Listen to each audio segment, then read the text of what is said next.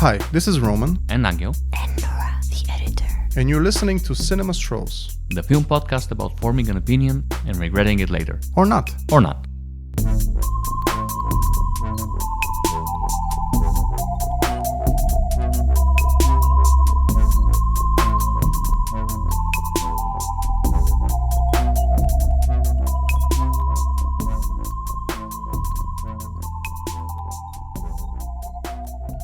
So, we just came out from a screening of the movie Weapons. The hot new movie From by, what's his name? Zach Cregger? Cregger, I think, director of Barbarian.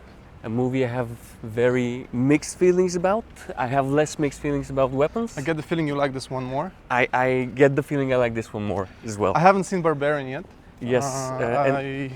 I'm gonna watch it after watching this one for sure. What can you tell me about him? Because I know that you know this guy from other things.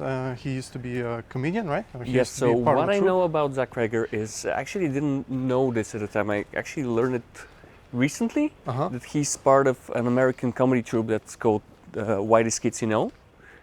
And it's not like I'm a huge fan or anything, but I've seen some of their sketches. Well, there's one sketch in particular that we you've love. insisted that you show me, and I know it very much. Yes. It's a very funny sketch. It's a very, very good sketch. So yeah, he was part of this troupe, and then he did Barbarian, which is important for us as well because it was shot in Bulgaria. At least partially, I think, or maybe a lot of it was shot in It's probably Bulgaria. one of the few well-renowned, well-respected films shot in Bulgaria in recent history. Yep. I mean, foreign film shot in Bulgaria. Yes, and it was pretty successful. It's a very well-made film. I just have,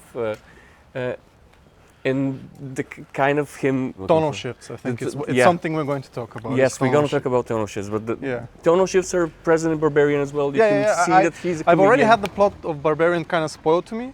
Oh, really? Yeah, all of it? Not all of it, but I know that at a certain point you end up seeing some outrageous things. Yes, Barbarian is a very fucked up film. Gets very dark, and this is part of the reason I don't really like it. I have like a... You think it gets mean-spirited or something? I have like a deep moral problem with what is revealed to be the main antagonist of the film. Okay, interesting. And it just kind of feels icky to me. Okay. It's well made.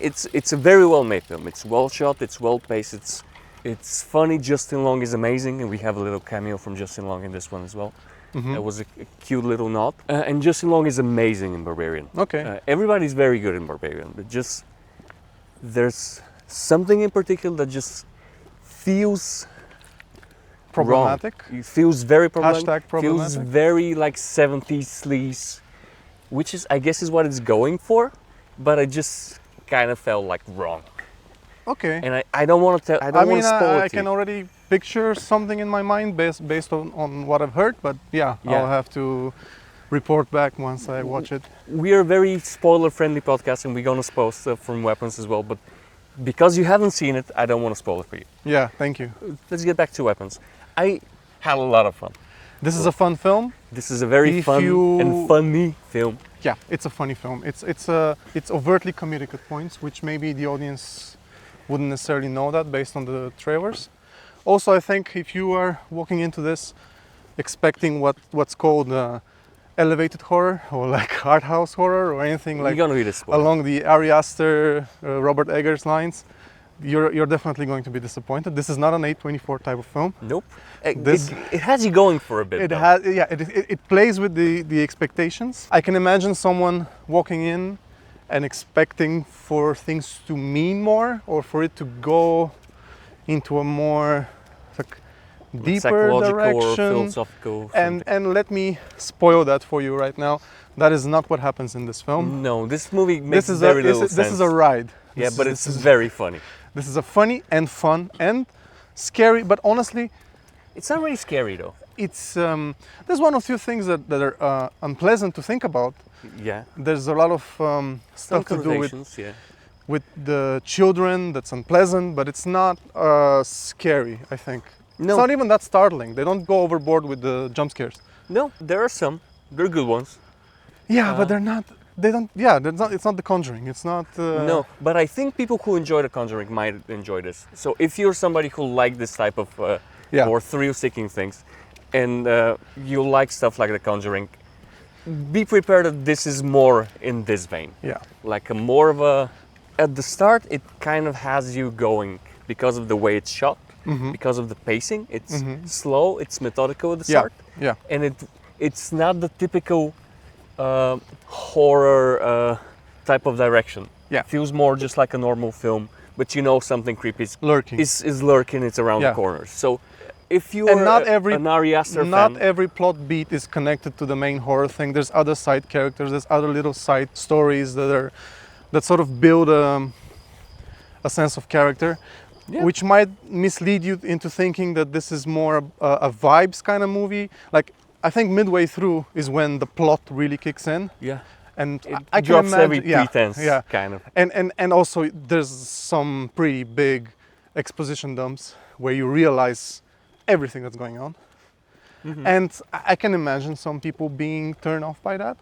Yeah, because it's playing with your expectation, and it's not the movie you think it is. I enjoyed this film, but it does remind me a little bit of, weirdly enough, it reminds me of Tarantino in a way, because there's the same, that's not necessarily a problem, but Kind of a haha, fuck you, I got you. exactly. You think that, you can see that this guy could do elevated stuff. This guy is obviously very, very talented.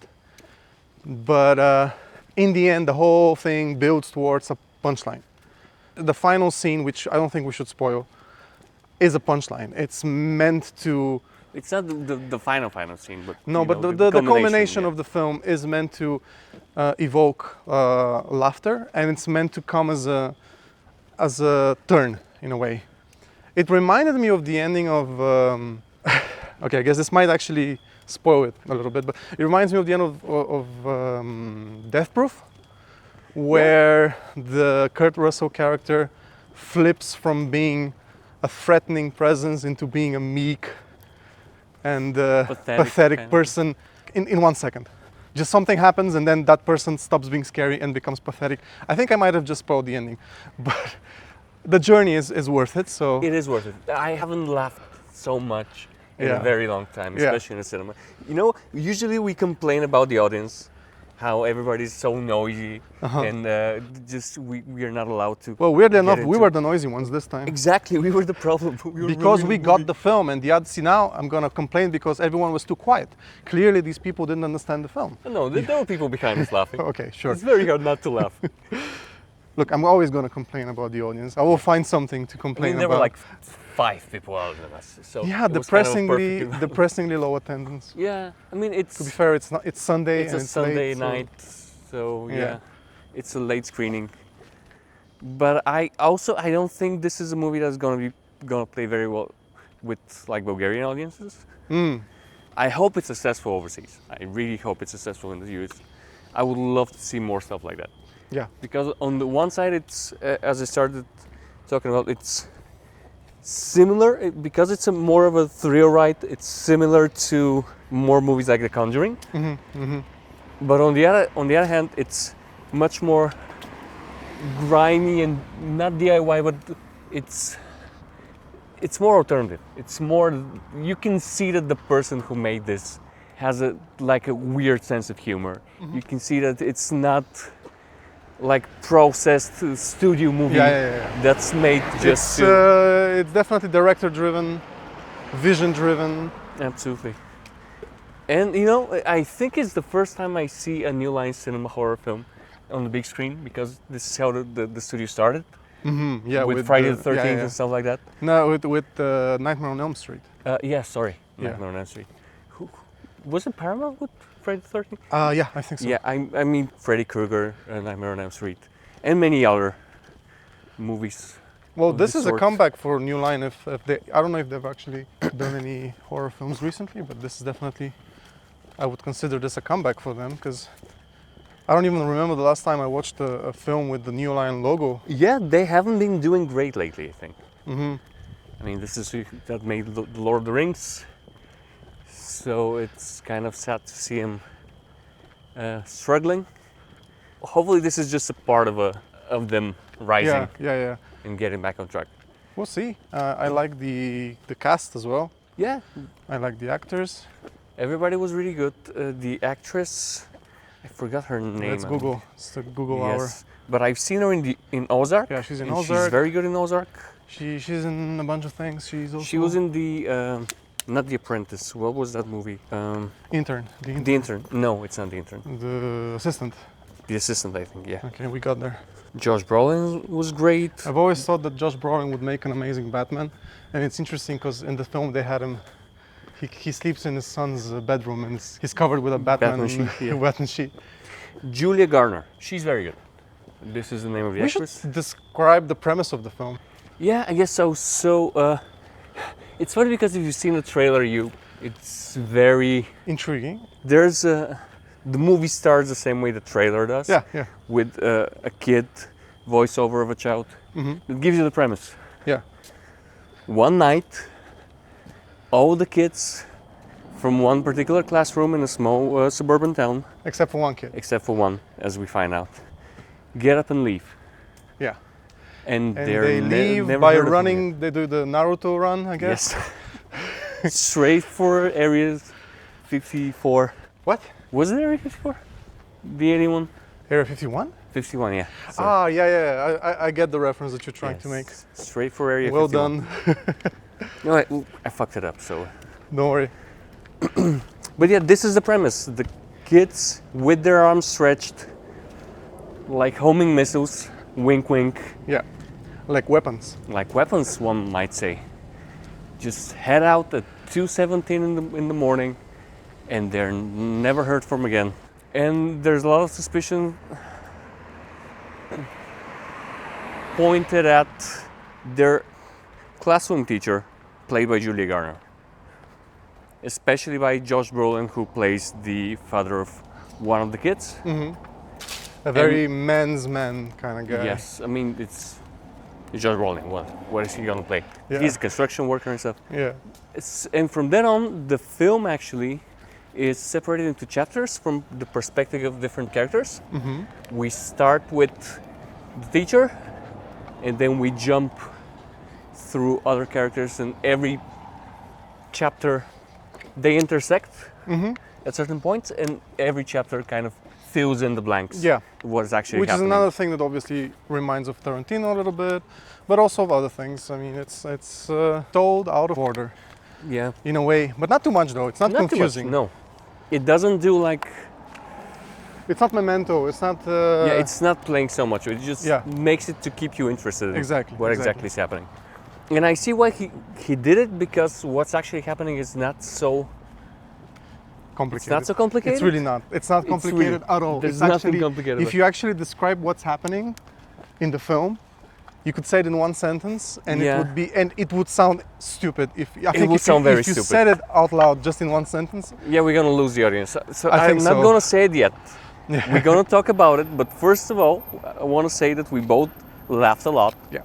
It was very well done, good casting. There was very good filmmaking, very deliberate choices, very deliberate playing with expectations and stuff. And for my money, it worked. I think so. I'm happy. I'm happy I saw it on a big screen. Yeah. I'm not sure. And this time the screening was good, I think. yeah, I didn't have any problems. It wasn't dim, I think. Like it wasn't dim like other screenings that we went to. yeah. So on IMAX, it's pretty good.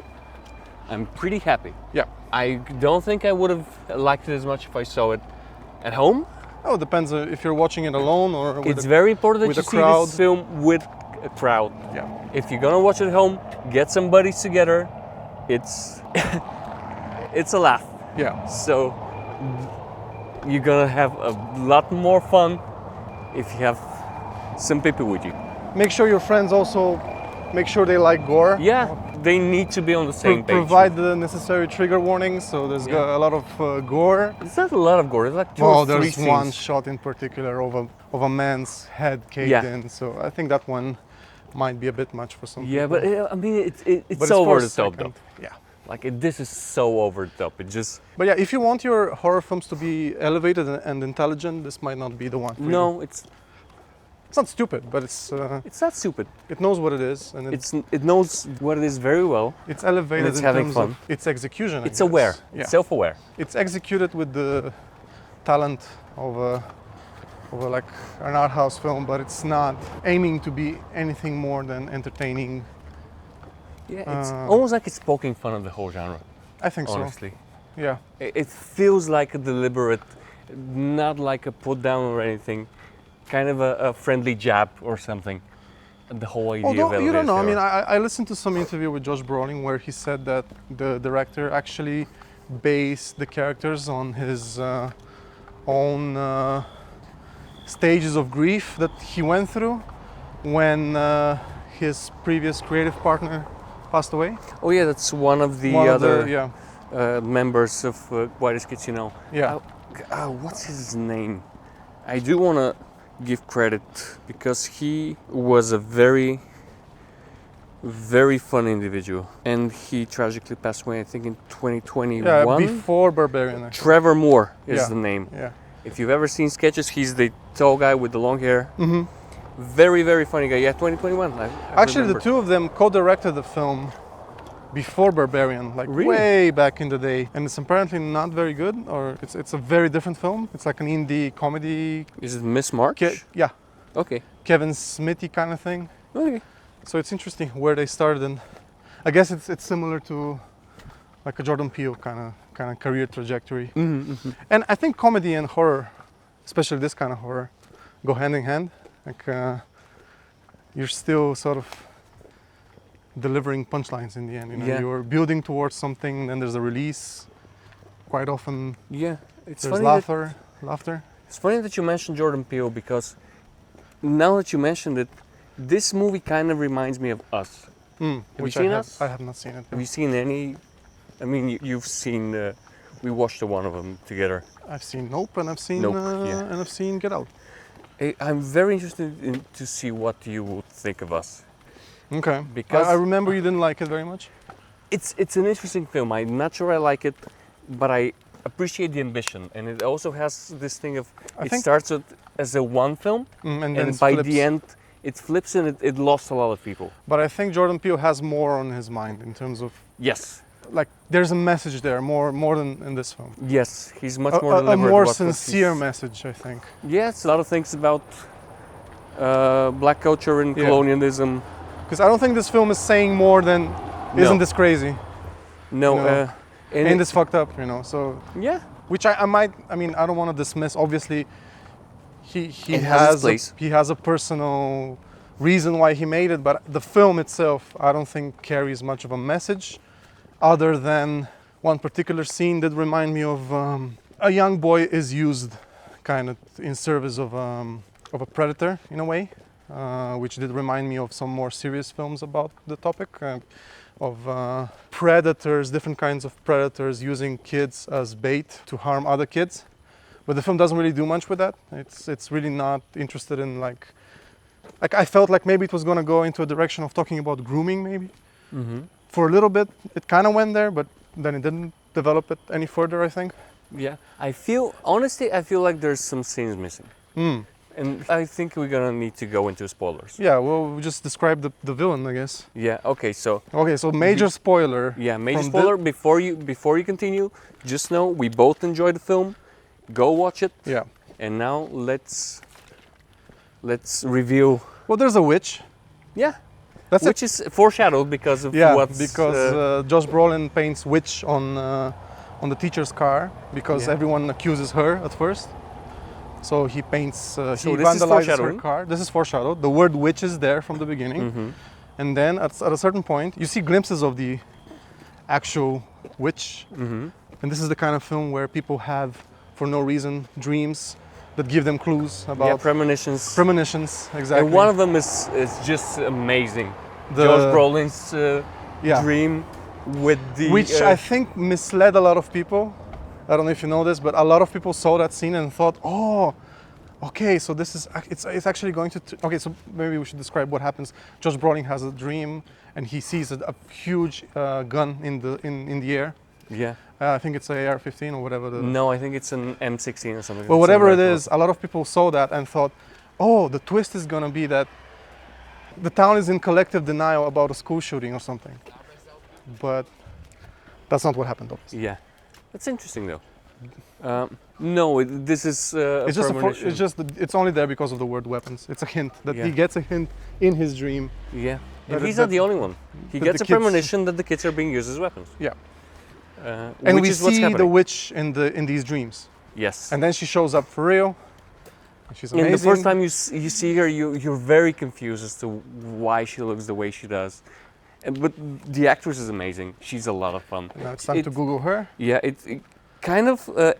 She reminded me of, and the whole witch thing obviously reminded me of Drag Me to Hell, which is another movie that's very joyridey. Yes. This is not a Sam Raimi type of joyride though. No, Sam Raimi wouldn't. He wouldn't do it has its it moments this way. that do remind you of Sam Amy Raimi. Madigan. Let's see what else she's done. Because I get the feeling Field she's of done Dreams? other horror films as well. Maybe. She does look. Well, she probably looks way better in real life than in the film. Yeah. No. Gladys. Gladys, right? Yeah, that's her. Yeah. So what has she did? Streets of Fire, Field of Dreams, Those Gone are- Baby Gone, Okay. Uncle Buck. Okay, so she's a character actor. Yeah, she's been in like almost 90 films. So Yeah, and some of them we know. and some of them we But know. this I'm one, sh- this is a star turn. For yeah. her. If she hasn't been in a lot of horror films, she's gonna be. Yeah, in she's a lot gonna of be the horror next. films now. What's his face from Saw? Yeah. Something Bell, Toby Bell, Tobin Bell, Tobin Bell. I Yeah. think. Yeah, yeah, she's great. She is so much fun. Yeah. She's chewing the scenery. She's loving every second. Yeah, but she of has it. range though. She has different molds. Of, Yes, yes, yes. I mean, she has one persona that she puts on in front of people when she's outside, but then she has her behavior indoors. So she does show a lot of range. Yeah. And she's a lot of fun. And in some scenes, she's very serious, I think, and quite Yes. threatening. And it's not all campy with her. No. She. This is really a role that lets her shine and show off that range. She can be comedic. She can be threatening. She can be anything in between. Yeah, But mostly those two things. yeah. Because when she's funny, she's very funny. And the movie is also having a lot of fun with her being as funny as she is. Yeah, so the thing with this film is I don't think, even though it's obviously a recommendation from both you and me, and it's not like I can come up with a billion ways of making it better, but it might not linger as long as some other films that we watched in my mind because... I'm fine with that though. Yeah, it's fine. It's a good summer film, but I can see how it could have meant more. Yes, I can see how people were let down because the imagery is potent. You could see how this could have been something with much more to say. With more to And- say, exactly. But I want to come back to what I mentioned. I do feel like there might be scenes missing. Okay. And I'm saying this for the reason that, so what happens? We know there's a witch. We jump from different perspectives. We see other people other than the children running with those outstretched arms, attacking people relevant to the plot. Like there's this. Yeah, she basically puts a spell on people. Yeah, we see her doing it from the perspective of the kid Alex, the little kid, the only survivor, the only kid that didn't disappear. Yeah. Because She recruits Gladys, him. the witch. She coerces him into helping her. Yes, she kind of infiltrates his family, Yeah. and she forces him, not through a spell, but through intimidation, Yeah. to She puts help a spell her. on his parents and then... Yes, and she threatens to do terrible things. And this to is them. where the grooming part I felt Yeah. kind of came in because she kind of works on him for a little bit before she gives him the big assignment. Yeah, and when she's introduced, she's very frail.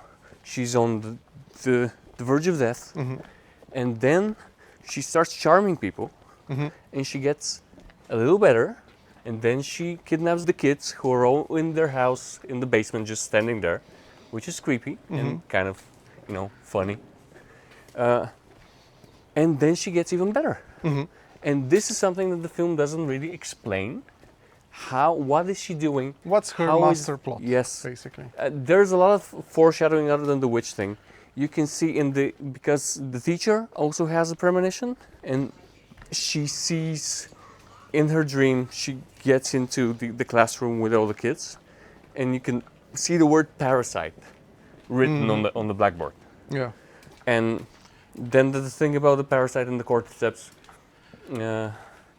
this gets brought up 2 or 3 times during the film. Yeah, they mentioned those cordyceps that take over ants. Yes, and other insects. The whole Last of Us thing. Yes, exactly. So this is very deliberate. This is a lot of people when they saw the trailer, they were immediately went, "Oh, this is kind of a Pied Piper thing," and it kind of is.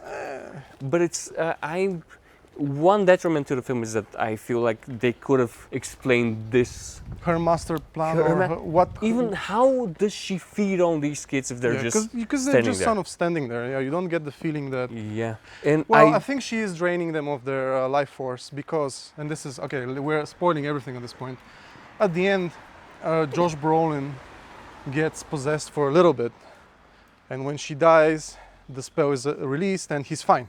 he's the only one who's fine, Yeah, like completely fine. yeah, because I get the feeling that because he was under the spell for Just a very short time. Yeah. exactly.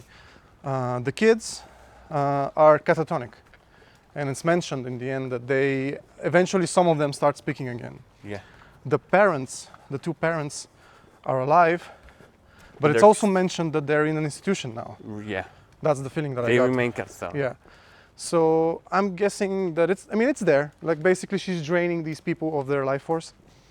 Yeah, but for a film that has a lot of fun with the gruesome aspects and stuff, It doesn't do, there's no visual to it. there's yeah. no visual to it.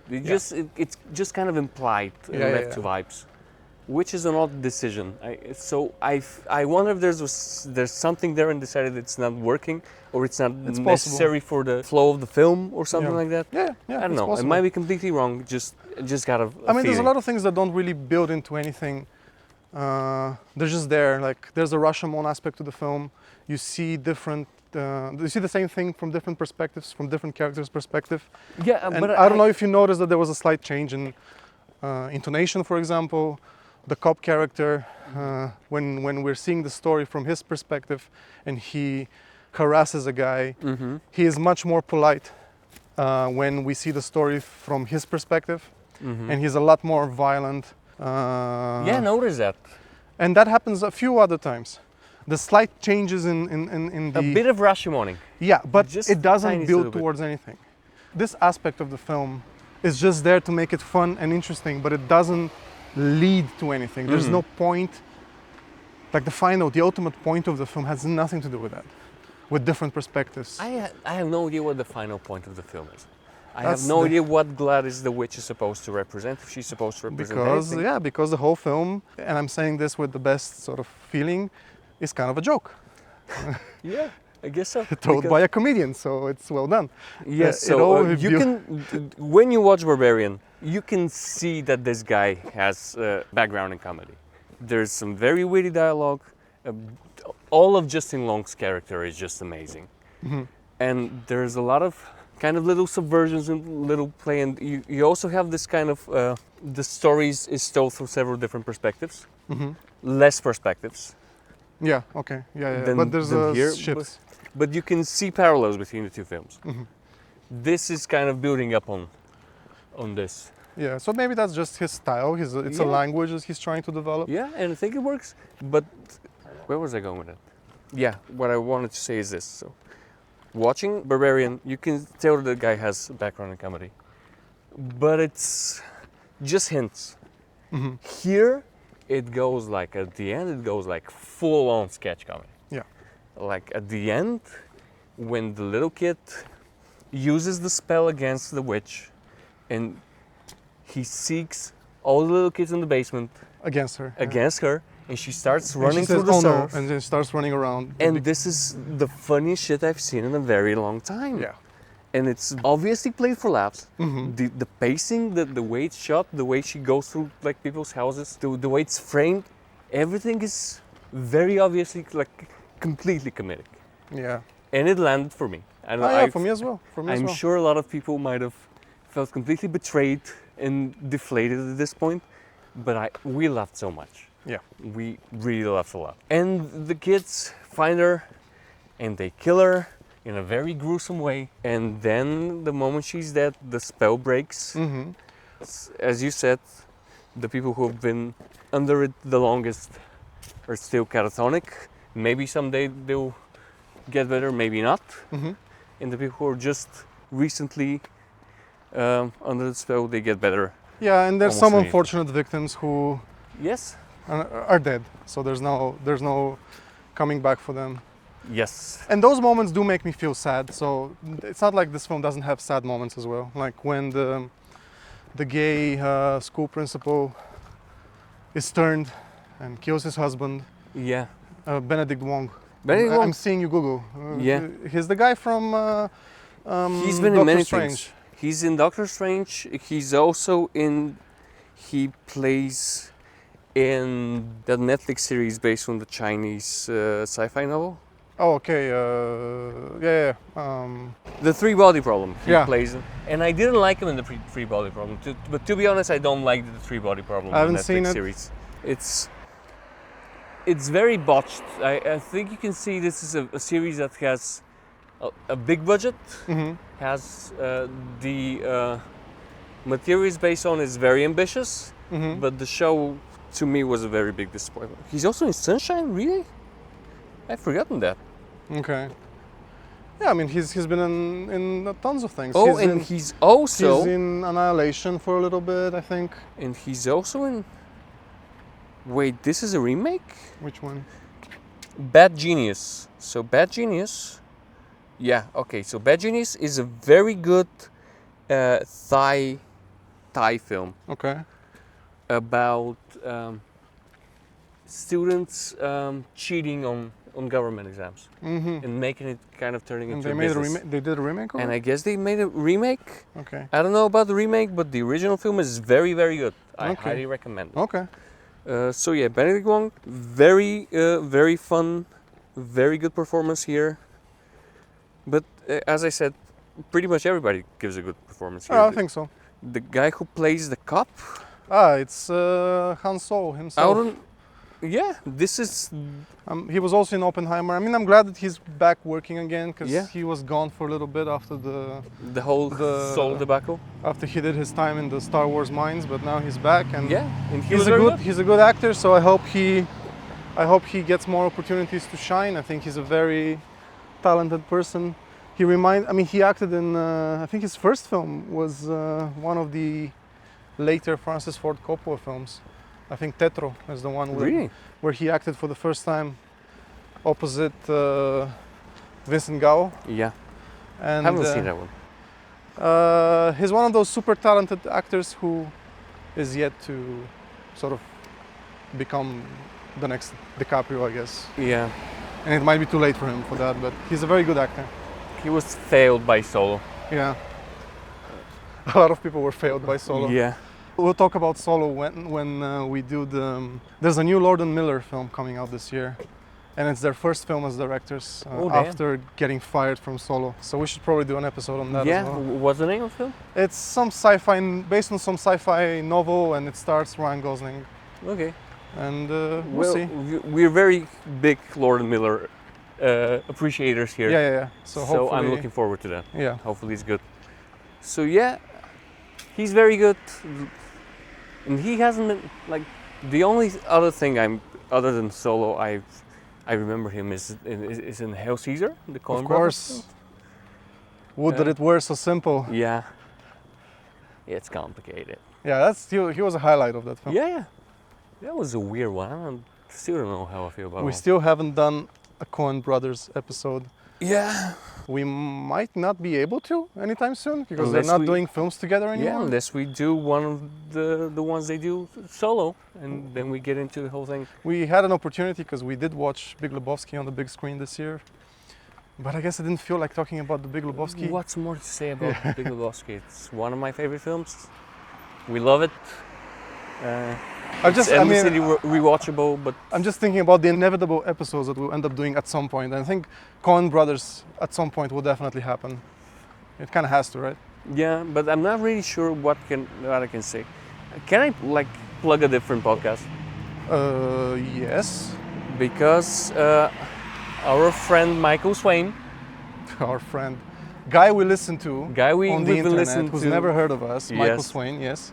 friend of the pod, No, I'm joking. So Michael Swain from Cracked, formerly from Cracked. yeah, Yes. has like a podcast network called Small Beans on YouTube, and he and a friend of him did a very, very in-depth Coen Brothers podcast called the Coen Brothers, and they get into every film and they do this sort of deep analysis that we're deliberately not doing here. But they get into the symbolism, the inspirations, the behind the scenes stuff. They run a hard podcast. Yeah. A hard to do podcast.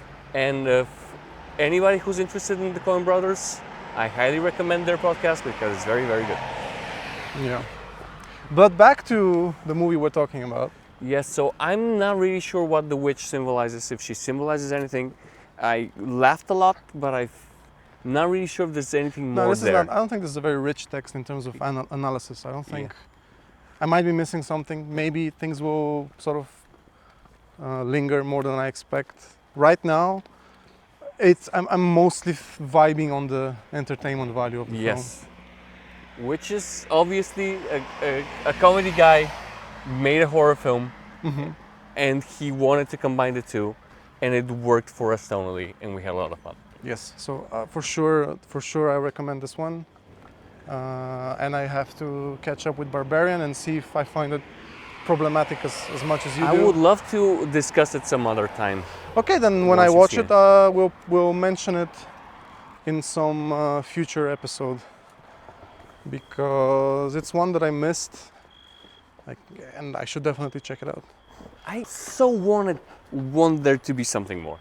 And not even, how should I put it? Sometimes there's meaning even if the author didn't intend it to have any meaning. Of course, the thing you said about grief. Well, no, that's something that he did intend. I'm just not reading it based on the film that we watched. Yeah, but I wonder he where told it is. He's basically, he said to Josh Brolin that every character is based on a different reaction he had when his friend passed away. So which is interesting. The disappearance of the kids is the tragedy. But see, maybe that inspired him to write these characters, but that doesn't necessarily mean that the film itself sort of tackles the issue. You can find inspiration in all sorts of different places. I remember reading an interview with him about Barbarian when he said that when he started writing it, part of it is just trying to surprise himself.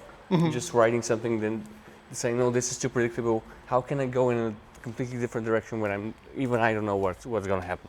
Yeah. So in that sense, again, I'm thinking of Tarantino, I'm thinking of Rian Johnson, and all of those filmmakers can sometimes be, and their work can be less than the sum of the parts. Yes, Rian Johnson especially. Rian Johnson. I cannot wait to talk about the problem with Rian Johnson. When you pick apart a film of Rian Johnson, there's so much thought put into every detail.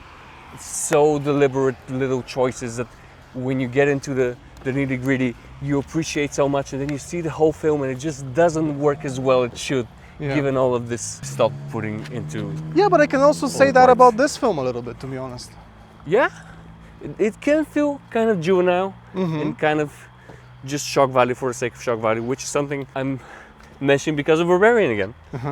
But it's clearly very well made.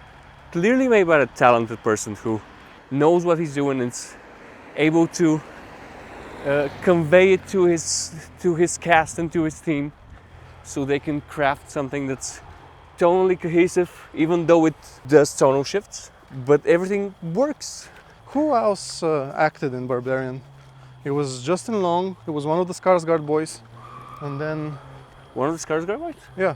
Okay. Where was the Skarsgård boy? The guy who's at the... Oh, you're talking about Barbarian? Yeah. Not Weapons. Yeah, sorry. Yeah, it's the guy who played... Who was the girl though? I don't remember. Was she famous or? Just give me a second. So yeah, it's Bill Skarsgård. Yeah. Who played Pennywise. Yeah. And who recently played the Crow in the remake. Justin Long. And Georgia Campbell. Okay, I don't know her. And she was very good, but I don't remember seeing her in anything else. But she was very good. Everybody was very good in that film. And everyone is very good in this one. Yes. I don't think there were any duds. I don't think there were any... No. Richard Brake played in Barbarian, and you've seen Richard Brake from a lot of films. Yeah, he's one of those character actors. He's one of those character actors who's been a lot in Bulgaria. Yeah. Shooting for a millennium. Yeah. But yeah, anyway, good film, good filmmaker, and I hope that he develops his style further, and I hope that he, at some point, has more to say. Although, who am I to say that? Obviously, the guy knows what he's doing, and I would prefer watching this film a million times over the average designed by comedy kind of sort of In a weird way, blockbuster. you know what? I don't know why I'm saying this, but he reminds me, maybe reminds me even, it's not even the right word, it just kind of make a parallel between Zach Cregger and Ty West. Ty West is somebody who loves schlocky horror films, and he's perfectly comfortable in making schlocky horror films for the aficionados who appreciate him as much as he does. And you know, he did X, he did Maxine, he did Pearl, which seems to be like everyone's favorite. Everyone's favorite from the trilogy. But I've seen some of Ty West films. I'm always disappointed. And he seems like a very, very likable guy. Yeah, like, and I would love he's to doing have exactly what he wants, and he knows exactly what he's doing. I'm sure I would love to have a conversation with Ty West. We can talk about movies. We can talk about a lot of stuff. He's very good at imitating certain styles, like visually, but there's always something missing, and it always feels like, as you said, kind of lesser than the sum of its parts. Like Maxine was very well shot, was very good at conveying this 80s vibe, and was also ambitious in its way, but I was very let down by the film. And the reason I'm making parallel is... We're not let down by this one. We're not let down by this one, but you can see that this person is kind of happy in his lane. Yeah. But when you're so talented, it's kind of frustrating. Yeah. It's the Tarantino problem. Exactly. We go back to the Tarantino problem. Like you see that this guy can make something better. And he, in the case of Tarantino, in the case of Tarantino, we're 9 movies into it, and like we can feel a little more disappointed, I guess. This guy just started, so we don't know what's gonna happen. So yeah, but I really hope that at some point he, other than just playing with tones, he finds something to say. He finds something he really wants to say, and that's something that's because more this meaningful. film could have been about child abuse. This film could have been about America. Could have been about school shootings. Could have been about school shootings for sure. And once we get to the so as you're watching it, because there's some police brutality in it as well. Yeah. You think, okay, this film might end up being like about a bunch of things. It might be almost like a Magnolia kind of thing. I don't know. Like you have different characters and whatever. Nothing. And that's why I'm still thinking: is there something to the witch? Is she a metaphor? I don't think she is. I don't think the moment the witch shows up, whatever promise the film has stops there. Yeah. It becomes a fun roller coaster, which is fine. But whatever movie you're kind of making in your own head ends the moment the plot is elaborated on. Yeah. Which, again, I can see why some people would be kind of deflated and... I think so, yeah. I can understand that for sure. disappointed. If you tell me that you're disappointed by that, the sort of reaction where you go, well, if you're not going to take this seriously, why should I? You know? Yeah, I can imagine that. Yeah. And you go like, really, that's it? Yeah. All of the mystery and all of the all of the little hints at Yeah. substance, at meaning, you know. And also all of the kind of the PR and the... Well, yeah, the PR campaign. did a good job of making you think there's more to this film, to be honest. If you listen to them talking in interviews, yeah, I mean, I can definitely feel like the film is banking on... Holy shit, he's doing Resident Evil? Zach Cregger. Hold on. Okay, so supposedly Zach Cregger is in pre-production to make another Resident Evil film. Okay, I'll watch that. I will watch that for sure, but I guess... It's a complete reboot, so... Yeah, but so far for having something to say, I guess. No, well, you can For take now. Resident Evil and add stuff to it. You can do whatever you want. You can elevate anything. Yes, but back on track, you know, you have this thing in your head and the movie's leading you on with premonitions and with like strong symbolism. And with drama, with more serious sort of tone down. Yes, and exploring some flawed characters. Yeah. Because nobody's like One very character, yeah, likable in this film. the cop guy seems like a nice guy at first, but then you realize he's cheating on his girlfriend, and he's I mean, he's a shitty cop. Just say cop. Yeah. Yeah, well, yeah, sure. And the There's some school, police brutality. There's some. the school teacher is an alcoholic. Yeah. She does a reenactment of that Jonathan Glazer music video. The Mass Effect one. Yeah. Yeah. And Josh Brolin is a toxic masculine kind of figure, Yeah. and you think, okay, maybe he's going to Go too far. Something's gonna be said here, you know. Yeah. And So everything depends on the moment Amy Madigan gets in and steals the show. and steals the show. Are you on board? Yeah. And if you're on board like we were, Yeah. you're gonna have a lot of fun. Mm-hmm. But yeah, it's just sometimes, especially for like somebody he's not a beginning filmmaker. He's been making stuff for decades. Yeah. But still, only his second film, Mm-hmm. and maybe it's unfair to expect that somebody who shows promise will cash in on that promise immediately or so soon. Obviously, he can do whatever he wants. You know? Yeah. So if roller coasters is what he wants to do, then that's fine. Yeah. And I'm looking forward to whatever he does next, Resident Evil or original. I mean, I'm more excited about him than Ari Aster, for example. Which I might be mean right now, but I don't know. Just I'm happy with I like ambition, but I also don't like a sense of self-importance. I think in films, I don't know. This is missing here. Have you seen how many Ari Aster films? Well, the first two, but then wait. What was the one that everyone hates? I never Beau actually. is Afraid? I never got around to it, so I should probably watch it. And Me neither. But I really want to see the new one. it's not even a horror film, right? Yeah, At I this know. point, yeah. But maybe it's self-important or whatever. But I would really like to see.